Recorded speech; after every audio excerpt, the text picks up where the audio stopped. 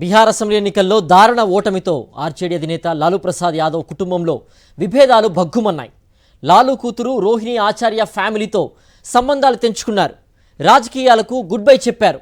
ఈ సందర్భంగా తేజస్వి యాదవ్ రాజకీయ సలహాదారు సంజయ్ యాదవ్పై మరోసారి విమర్శలు చేశారు రోహిణి ఆచార్య. ఎలక్షన్ ముందు కూడా పార్టీలో సంజయ్ ఆధిపత్యంపై ఆమె ప్రశ్నలు సంధించారు. కాగా బీహార్ ఎన్నికల్లో ఆర్జేడీ ఓటమిని అంగీకరించింది. ప్రజాసేవ నిరంతర ప్రక్రియ అని ఎప్పటికీ కొనసాగుతుందని పేర్కొంది. ఓటమితో విచారం, గెలుపుతో అహంకారం ఉండదని ఎక్స్లో పోస్ట్ పెట్టింది.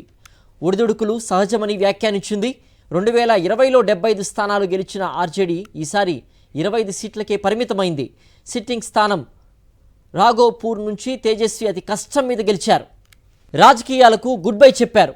ఈ సందర్భంగా తేజస్వి యాదవ్ రాజకీయ సలహాదారు సంజయ్ యాదవ్పై మరోసారి విమర్శలు చేశారు రోహిణి ఆచార్య.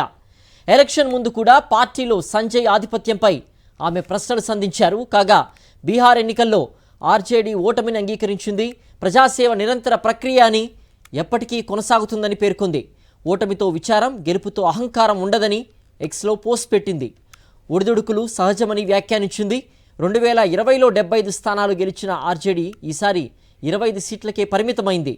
సిట్టింగ్ స్థానం రాఘోపూర్ నుంచి తేజస్వి అతి కష్టం మీద గెలిచారు.